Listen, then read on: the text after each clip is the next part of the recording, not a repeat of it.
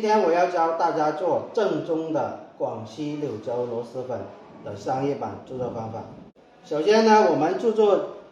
柳州螺蛳粉之前呢，要先做这个万能的一个高汤就是做这个螺蛳粉的这个高汤底。做这个高汤呢，我们需要用到的这个原材料有哪些呢？首先呢，我们要用到的是这个猪骨头，一般呢我们都是用的这个猪棒骨或者是这个猪杂骨都可以。正常来说的话，我们一般都是选用的这个猪棒骨。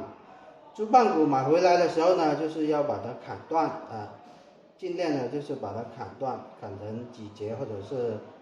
2节都可以。就是我们熬高汤的时候呢，猪棒骨那个它里面的这个油分这个骨髓比较高，所以说熬出来的高汤呢会比较这个洁白好看。所以说一般我们都是用的这个猪棒骨。没有猪棒骨的情况下呢，我们可以就是选用这个其他的这个杂骨都可以，比如说这个扇骨这个猪腿骨都可以的。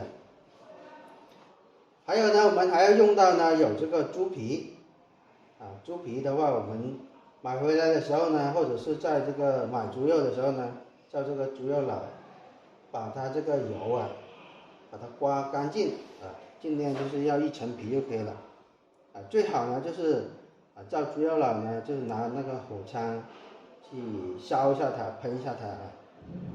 把它那个表面的这个细毛把它去掉。再有一个呢，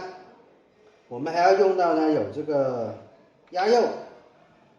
我们讲解的话，现在的话讲解就直接用这个鸭腿肉就可以了如果就是做多的情况下量多的情况下，那我们就直接买这个整只鸭想要这个控制成本的情况下，那我们就买那个冻鸭一般呢那个冻鸭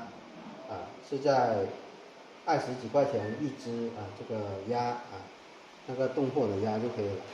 再有一个呢，我们用到呢有这个鸡肉正常来说的话，我们都是买那个鸡骨架来进行熬汤的。没有鸡骨架的情况下呢，我们可以用半边鸡，或者说直接用这种呢鸡腿这个鸡大腿就可以了这个都没有关系。再有一个呢，我们还用到呢有这个生姜生姜等下呢，我们就是用的时候呢，要把它拍扁，拍扁之后呢就是放到这个锅里面去跟这个骨头一样的这样子去熬制。还要用到呢，我们这个是这个大葱也是要用到的。待会儿呢，我们就是在这个骨头要焯水的情况下呢，我们又用到这个生姜大葱就是去腥的作用我们还用到呢有这个高度的白酒待会儿呢